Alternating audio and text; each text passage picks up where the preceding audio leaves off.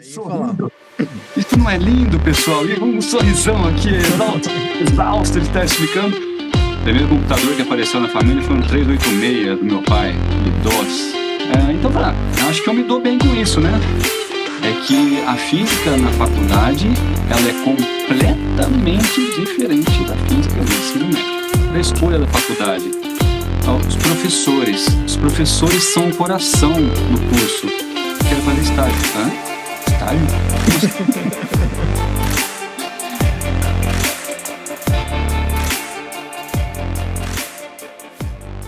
Maravilha, pessoal! E sejam bem-vindos a mais um Sudo Reboot Podcast. Nesse podcast, vamos entrevistar Edmundo Macha, que é físico e atualmente trabalha como especialista em tecnologia na Samsung Electronics. Vamos entender como foi essa incrível trajetória até chegar onde ele está hoje e também o que o motivou a seguir essa carreira profissional. Entender como foi a trajetória profissional de pessoas de sucesso como Edmundo nos ajuda a entender como também podemos chegar lá um dia. Caso ainda não tenha feito, se inscreva no nosso canal, ative o sininho para ser o primeiro a ser notificado dos novos episódios assim que forem publicados. Compartilhe também em suas redes sociais, pois isso ajudará mais pessoas. Vamos lá então, Edmundo, muito obrigado por ter aí aceito esse convite e estar aqui com a gente hoje. Legal, Marcelo, eu que agradeço a oportunidade, acho muito legal essa iniciativa. Parabéns aí, tá ajudando outras pessoas também a seguir a sua carreira, a escolher a sua formação, acho isso fantástico, parabéns mesmo, viu? Legal, obrigado, Edmundo. Vamos lá então, vamos começar, né? A sua carreira é incrível, cara. Eu conheço você há muitos anos e tem muita coisa aí que eu queria até que a gente conversasse, até para conhecer melhor como é que foi sua trajetória. Quando que você decidiu aí por essa carreira? Eu sei que quando você ainda era muito jovem, você teve muito interesse pela área de física, né? Que é uma coisa super interessante, né? Uma ciência super interessante. O que te levou, né? Como é que foi esse começo, o seu interesse pela área para você chegar aí no curso aí de graduação que você fez, que você vai contar para a gente? Cara, é muito estranho, é muito estranho. Na minha infância, até parte da adolescência, eu morei muito isolado, numa chácara, né, aos arredores de Rio Claro. E naquela época você não tinha celular, você não tinha internet, mal e mal você tinha computador também. Teve uma época também que não tinha computador. O primeiro computador que apareceu na família foi um 386 do meu pai, aquele DOS, acho que era DOS 3.0. O MS-DOS. Um Um meu pai nem disquete, deixava chegar provavelmente você perto. tinha instalado com um disquete ali 3 1/4, provavelmente, ali, né? Não, MS-DOS, ou era o 5 1/4? 5,5. 5,5. Né, 3 1/4 veio depois. Veio depois. Era aquele 5,5, grandão, disquetão gigante. Legal. E aí, de vez em quando, meu pai deixava mexer, não tinha o Windows ainda, né? Então era DOS puro ali, a gente tinha que se virar, porque você não tinha internet, você não tinha nada, as livrarias não tinham livro de informática, não tinha informação, né? E depois de algum tempo só que minha família conseguiu pegar um Pentium 100. Pentium 100 se você não apertasse o turbo, né? Quando você apertava o turbo, virava um 133. Para quem não sabe, 133, 133 MHz, não chegava a giga não, tá? Exatamente. MHz. Então você deixava o turbo sempre ligado ali, né? E aí tinha o seu incrível Windows 3.1, onde já dava para começar a brincar um pouquinho melhor. É isso aí. E, cara, e uma coisa que... bom, começar com essa parte de tecnologia, depois eu chego na física, né?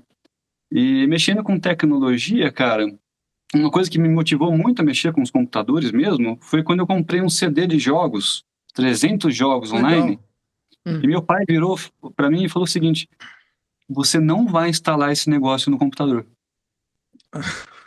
Então, aí é que você quis, né? Não, beleza, ele falou o quê? Não vou instalar no computador. Então eu tive que, pelo DOS, aprender a instalar em disquete.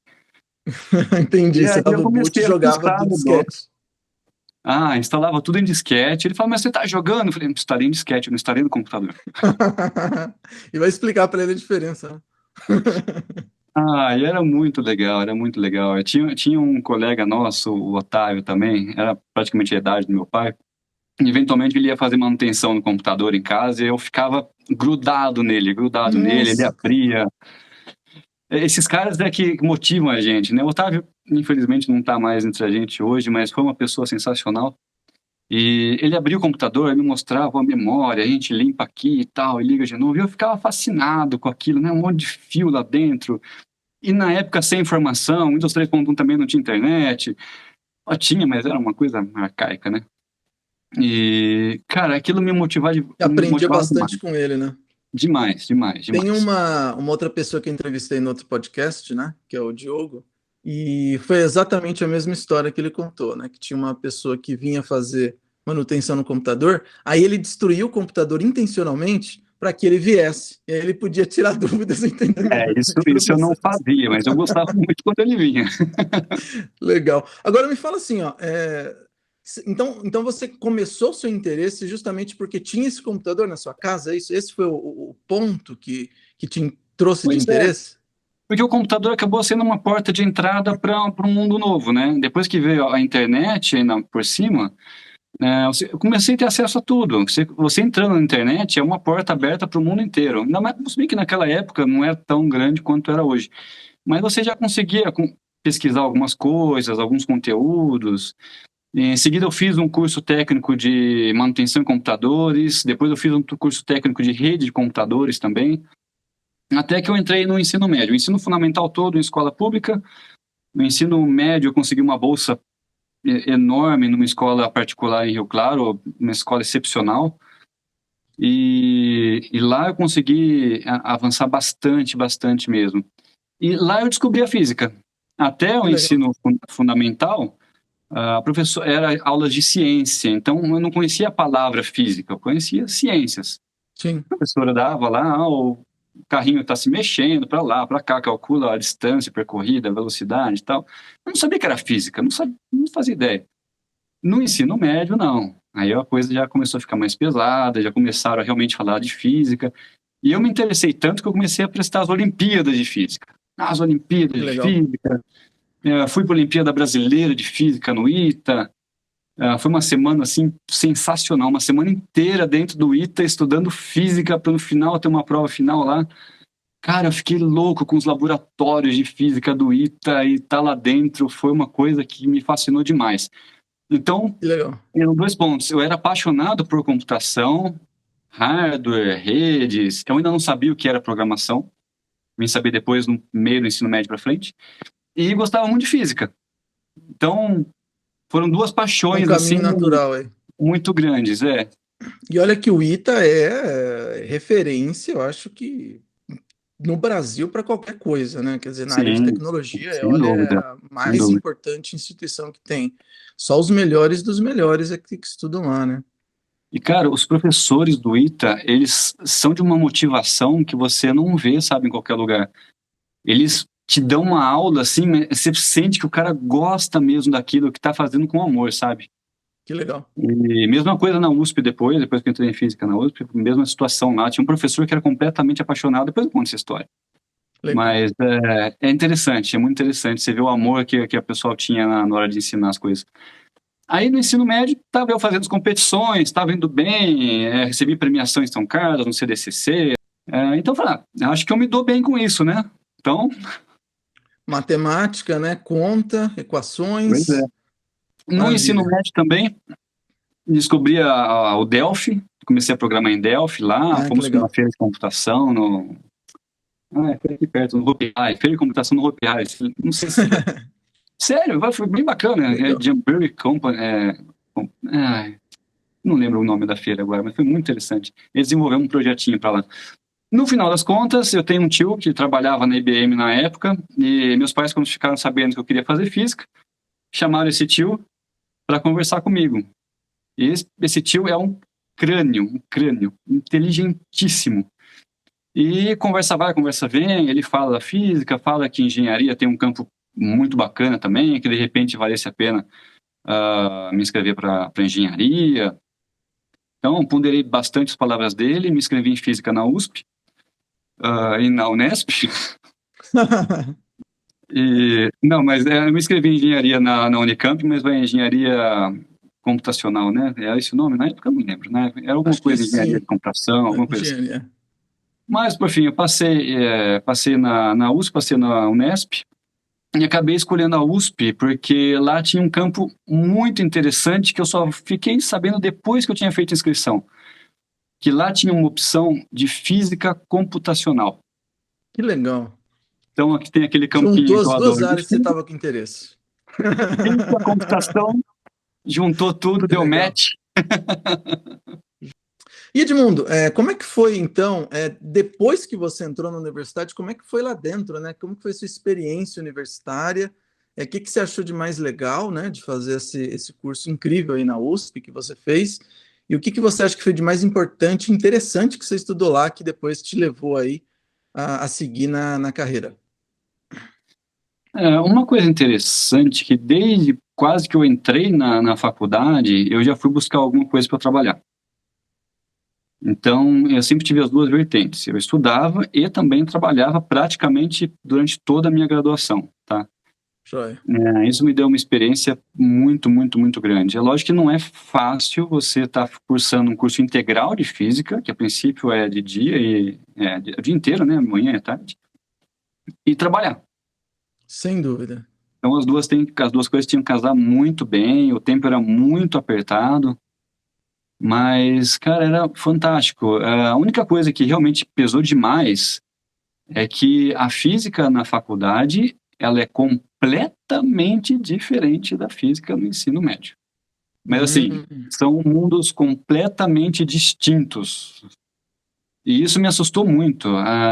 Tanto que a minha primeira aula de física, que foi com esse professor que eu falei agora há pouco, ah, a primeira aula de física um, né? E a gente teve a semana do bicho, em seguida, na semana seguinte, primeira aula com esse professor que, nossa, ele é super apaixonado pelo que faz e é excelente, excelente professor. E o professor começou lá a dar aula, tal, pá, e deteta DT, deteta DDT, e a gente, não, é outra aula trote isso. Teve uma semana passada, essa aqui é outra, né? aula trote, todo mundo passa por isso. Do que ele está falando, né? Porque não faz sentido. Ele já estava falando de derivada, a gente não tinha nem tido primeira aula de cálculo, que começa com limite. Alguém no final da aula, professor, essa é outra aula, alguém falou, a outra aula trote, né? Não, por quê? Vocês não estão acompanhando? Não, a gente não sabe nem do que o senhor está falando. Aí na Já aula seguinte pegou ele pesado. preparou uma aula introdutória de limite, derivada É. e tudo mais, só para a gente poder, antes de começar a ter o conteúdo na aula de cálculo, poder estar acompanhando a aula dele também. E é um professor que você via o amor na aula dele também. Ele começava a fazer as explicações na lousa, explicava, ficava de costas, tipo, meia hora só escrevendo, escrevendo e falando. Depois ele virava pra gente, E assim, aí falava. sorrindo. Isso não é lindo, pessoal? E um sorrisão aqui, exausto, exausto de estar explicando. Isso não é lindo? Vocês não acham isso aqui muito lindo? Cara, Cara, isso você daí falava, nossa, era eu queria muito entender isso comum, que ele né? está falando. Exatamente. Esse negócio do cálculo, eu acho que grande parte das pessoas tem esse impacto, né? Quando entra É, na universidade, na bastante. área de exata, sempre tem ali cálculo um, cálculo 2 e algumas outras derivações de cálculo, e realmente é muito diferente daquela matemática que a gente está acostumado no segundo grau, né? Na minha época era segundo grau, hoje em dia é ensino médio, né? E também você me fez lembrar dessa questão do professor, né? Na minha época também, lá na década de 90, né? Que eu estava estudando na universidade. E aí o professor começava a escrever, ficava lá meia hora escrevendo, né, na lousa, e depois é que virava para poder explicar passo a passo o que ele estava escrevendo, né? Porque não tinha que nem o projetor que tem hoje, né? Ou seja, toda essa facilidade que a gente tem hoje não tinha. O cara escrevia tudo na mão, ou era aquele retroprojetor antigaço, né? Que já vinha com o slide pronto ali, projetava de uma Tive forma. tive essa experiência nas aulas de química, uma professora que só levava transparência na aula, não escrevia nada na lousa. Aí Exatamente. fica cansativo, fica uma coisa meio. E o que mais Mas, você gostou no então, curso, assim? uma coisa é essa que eu acho fundamental na hora da escolha da faculdade. Os professores. Os professores são o coração do curso. E eles vão te motivar. Porque, cara, se aqueles professores não fossem tão motivados, eu não sei se eu conseguiria ter acompanhado tantas aulas ou ter acompanhado os cursos. Então, a escolha da faculdade também está ligada intrinsecamente com a escolha dos professores. Então, é fundamental, é fundamental. Por isso que, às vezes, escolher uma faculdade aleatória pode ser um pouco complicado, porque você não sabe muito bem como se as aulas estão ali, ou se as aulas são gravadas de repente, pode não ter aquela motivação toda quando você tem uma aula ao vivo com alguém que realmente gosta daquela matéria. Sim, ponto Então, importante esse. é Na importantíssimo isso. carreira, acho que na vida das pessoas, né? Por exemplo, você tem, por exemplo, um professor de matemática que é muito legal desde a sua infância. Você acaba gostando daquele tema, né? E aí Pois é, você segue eventualmente uma carreira até de matemático por causa daquilo. Realmente os exatamente. professores são peça importante na formação de qualquer pessoa, né? Agora, quando você começou a atuar, Edmundo, no mercado, como é que foi esse início, né? Porque tem um impacto, né? Uma coisa é você estar ali, Sim. apesar que você já trabalhou, né? Você falou que você estava trabalhando em paralelo, mas você deve ter tido algum momento em que você chaveou para trabalhar especificamente na sua área ou você já estava nesse meio mesmo? Como é que foi essa entrada no mercado de trabalho? Não, teve um momento que eu chaveei. Eu comecei como monitor do Museu de Física do CDCC, que é o Centro de Divulgação Científica e Cultural. Então, eles estão no laboratório de física lá, eu explicava os experimentos para os alunos que vinham fazer as visitas e tal. E é muito interessante que quando você explica, você aprende muito mais do que quem está ouvindo. Exatamente. Isso é muito bacana. Numa dessas Olimpíadas de Física, eu comecei a atuar também como na coordenação, tal, junto com os estudantes. E nisso eu conheci um professor de física do departamento de física da USP que me chamou para trabalhar com ele. E isso foi um dos momentos que deu uma viradinha na chave, que ele me apresentou um laboratório, né? Era um laboratório de laser e aplicações. E me apresentando um laboratório laser de milhões de reais, que faz isso, isso, isso, outro laser não sei o quê, outro não sei o quê. Professor, o que que é isso aqui? Ah, isso aqui é um chipzinho que você faz um programa no computador e ele faz o que você quer. Que legal. Hein? Como Nossa, assim? como assim? Como assim que eu nunca tinha ouvido falar disso? Qual que é o nome disso? Onde eu acho informação Que é desse isso? negócio? O que é um microcontrolador? Quero mais saber Já veio mais. a imagem de um robô na minha cabeça e eu E programando ele para para fazer fazer as robô, coisas. E ele falou assim, não, isso é um chip, você faz um programa, coloca dentro dele, ele faz o que você quer. E aí, a hora que ele falou assim, então, você quer trabalhar com o que aqui dentro? Eu falei, eu quero aquele chip. exato. Não tem outra, né? Esse aí. Ele deu uma desanimada, sabe? Com um monte de coisa que custava milhões de reais lá dentro, eu queria o chip. Era Basic Stamp na época. E nisso eu comecei a trabalhar com microcontroladores. Começou aí. Em paralelo também, eu trabalhei como monitor da sala de computação lá da ProAluno, onde os alunos faziam os trabalhos. Atuei como responsável técnico de uma sala mesmo de computação, onde as pessoas tinham aula lá, que não era dos alunos só fazer os trabalhos, mas onde haviam aulas, era um sistema com Windows e Linux, então eu estudei muito sobre Linux também, para poder estar atuando naquele laboratório, no servidor Linux também. Então, uma coisa que eu comecei a pesquisar demais também, Linux. Mas nisso, sempre com um pezinho lá, trabalhando com microcontroladores e tal. Aí deu um pause no meio aí, acabou a bolsa que eu tinha junto com esse professor. Fiquei só fazendo a parte de computação. Até que um dia, um professor de karatê meu falou, Edmundo, você sabe programar, né? Você está na física computacional. A gente está precisando de alguém que programa lá, você não está a fim de... Vamos conversar.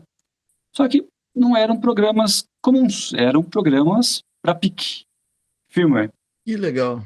E foi sem querer, eu cheguei lá e fiquei sabendo disso. A hora que ele falou, eu não sabia para que era o alvo da programação, né?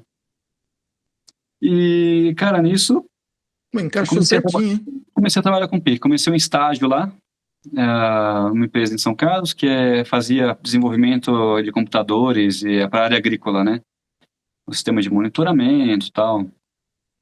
E aí virou a chavinha de vez, né? Eu deixei os outros dois empregos, fiquei só com esse estágio. E fica mais uma dica aí, ultra mega importante, de alguém que já fez N processos seletivos, conversando não com pessoas que estão selecionando. Eu estava selecionando. Faça estágio. Isso é Faça legal. um estágio, busque alguma coisa antes de se formar. De forma alguma, conclua a graduação sem ter algum mínimo de experiência. Também é um ponto até de escolha aí também, às vezes da universidade que você vai, né? Porque tem algumas que têm isso como um dos pontos importantes, né? Tem contatos, tem acordos, convênios com determinadas empresas grandes do mercado e levam essas pessoas, né? Tem essa facilidade de conseguir entrar num estágio que pode realmente definir a vida da pessoa, né? Em empresas grandes aí e ter uma experiência incrível, né? Então, mais um ponto também, é uma dica aí para todos. Ô, Edmundo, aí Posso fazer você uma teve. observação? Tá? Opa, pode sim, fala. Na física, você não tem estágio obrigatório, porque a maioria das pessoas que se tornam em física, elas não vão para o mercado de trabalho, Vamos para uma área mais acadêmica, né? ficam na área acadêmica. Então, até quando eu cheguei lá, ó, eu quero fazer estágio. Hã? Estágio? Como assim? É isso Então, aí. Foi e bom você dentro da ter falado. física, tinha um professor que alguns professores, eles eram muito da parte do empreendedorismo, eles incentivavam os alunos a ser do empreendedorismo. E ele falava assim, então você, aluno, você se forma na graduação, parabéns, você é um bacharel, e você vai fazer o mestrado, seus 2 anos de mestrado, acaba o mestrado, parabéns, você é um mestre. Aí você vai para o É o que eu doutorado, faço.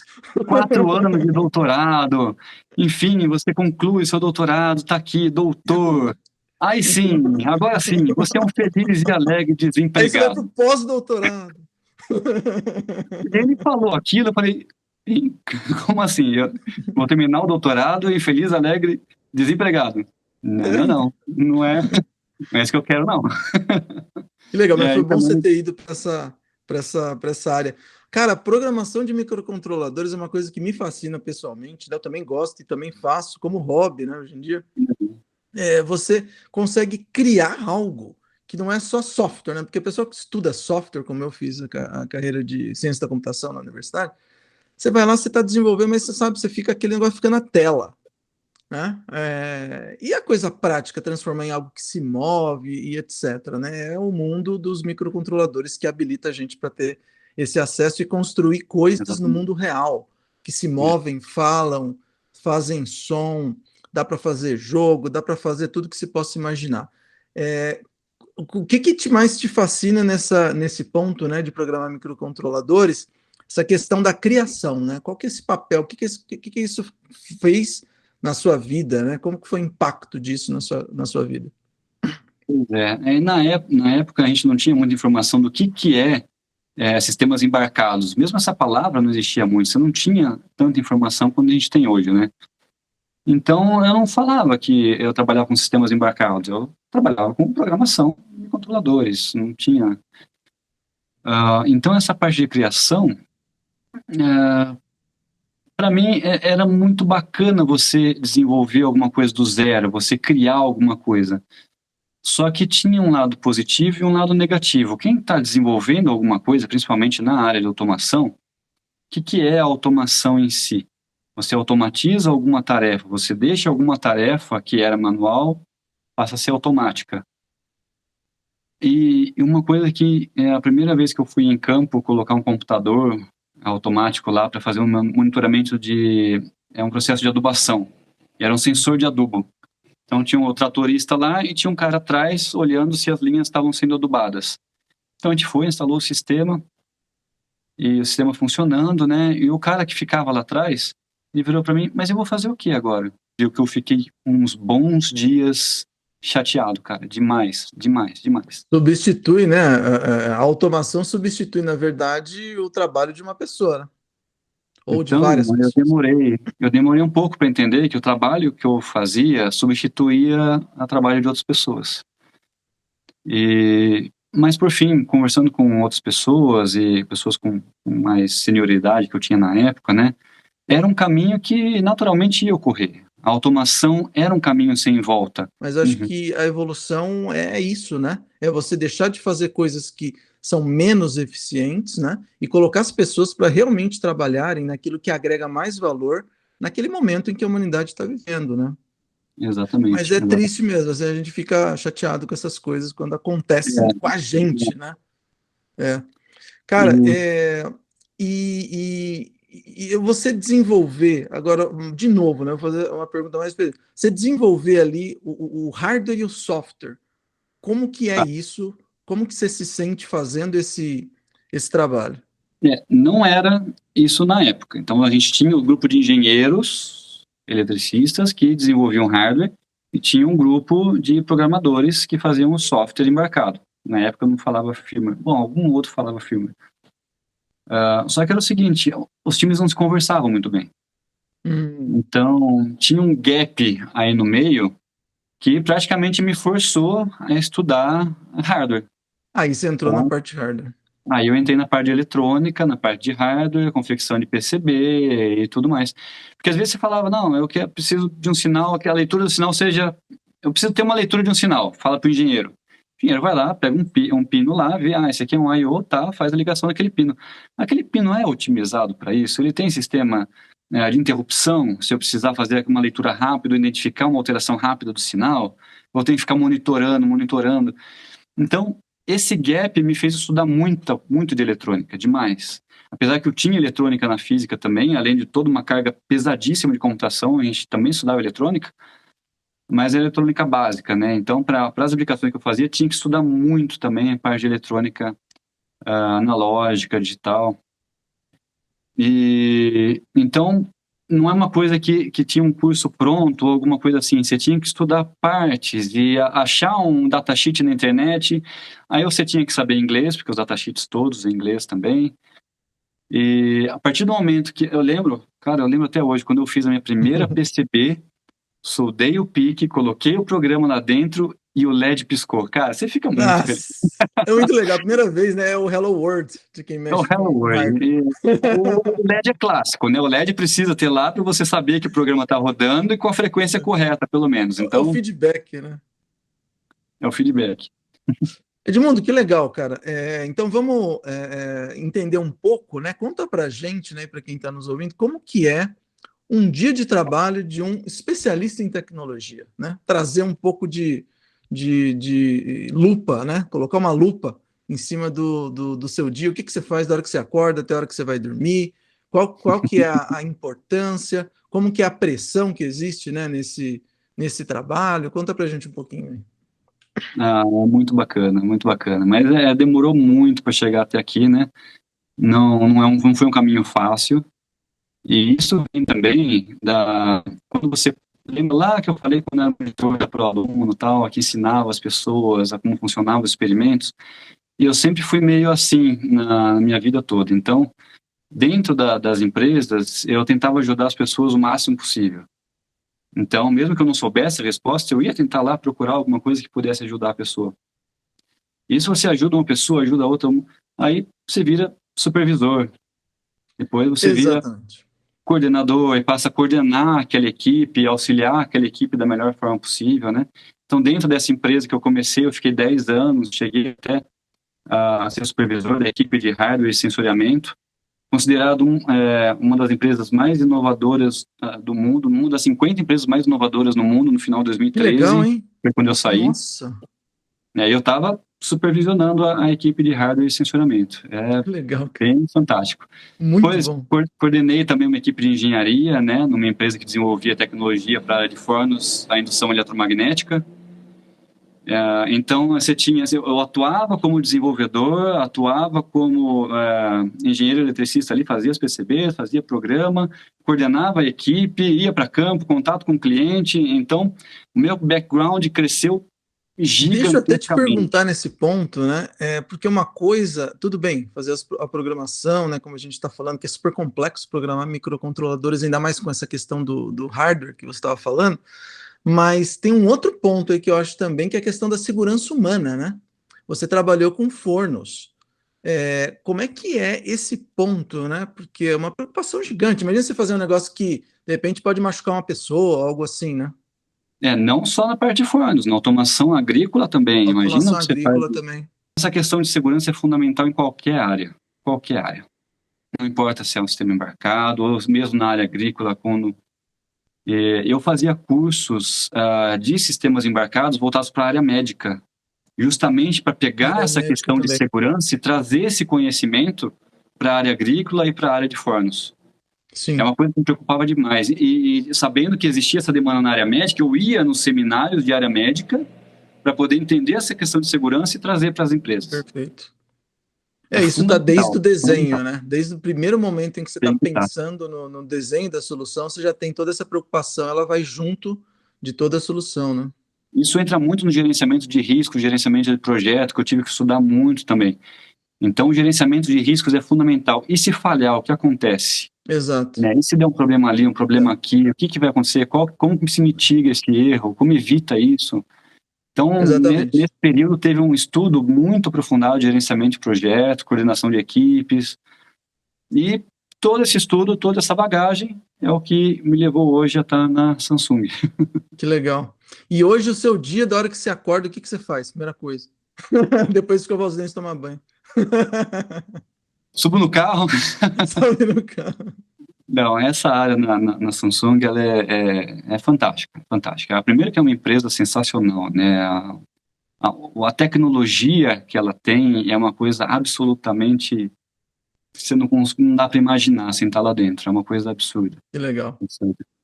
Então, a gente precisa estar muito antenado. Então, quando eu estou indo a caminho do trabalho, eu tento escutar um podcast, tento, de repente, já escutar algum jornal ali que possa me informar alguma coisa em relação à tecnologia, tento me manter atualizado do que está acontecendo, né?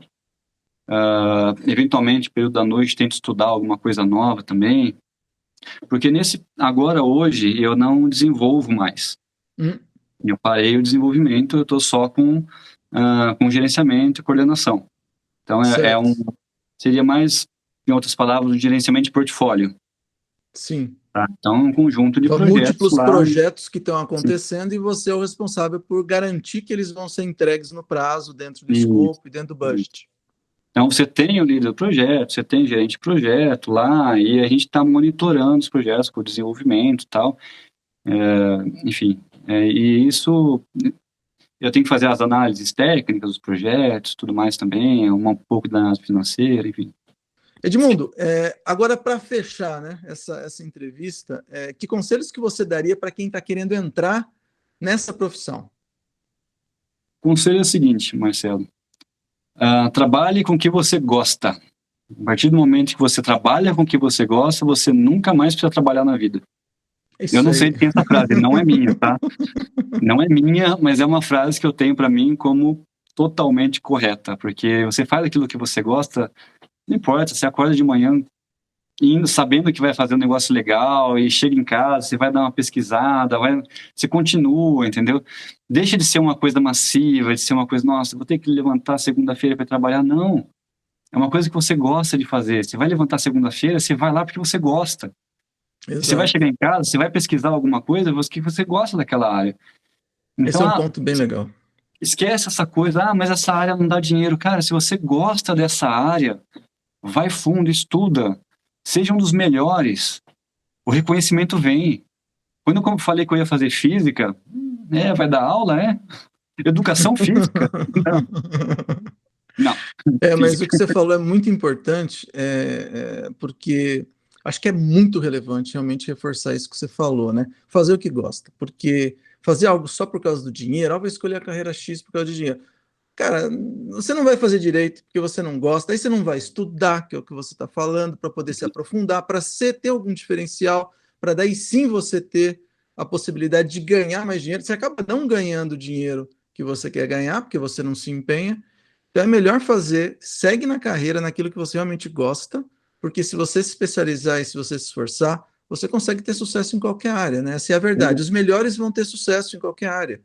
Então, acho que essa é uma dica muito importante. E outra, hoje existem N cursos gratuitos na internet, diversos cursos gratuitos, diversos vídeos no YouTube, diversos podcasts como esse, que são extremamente úteis e interessantes, ou seja, a informação está aí. Né? Hoje existe informação livre, gratuita, qualquer um pode acessar, pode ter um curso diferente ou fazer uma especialidade diferente. Então não é mais motivo que você não tem acesso a um determinado curso, uma determinada informação, não tem mais. Então depende única e exclusivamente de você ir atrás. Exatamente, isso é um ponto Então importante você também. Precisa estar motivado. Você precisa estar motivado, senão a democratização da informação hoje em dia, né? Você acha gratuitamente qualquer tipo de conteúdo, nível básico, médio, avançado, dá para se aprofundar bem. Tem que saber olhar bem, escolher, mas tem muita coisa boa na internet hoje em dia. Edmundo, muito obrigado por ter participado desse podcast. Realmente estou muito feliz de ter conhecido um pouco mais da sua carreira profissional. Eu acredito que todos ficaram maravilhados aí com a sua trajetória. Queria agradecer. Muito obrigado por ter vindo aqui hoje. Imagina, eu que agradeço, uma oportunidade fantástica de estar podendo ajudar outras pessoas também a escolherem as suas carreiras, né? Espero que eu possa ter ajudado em alguma coisa, né? Contribuído em alguma coisa. Com certeza. Enfim, obrigado aí pela oportunidade e espero te ver logo. Perfeito, precisamos combinar e nos encontrarmos em breve. Muito obrigado, Edmundo. Muito obrigado a todos por terem assistido esse podcast.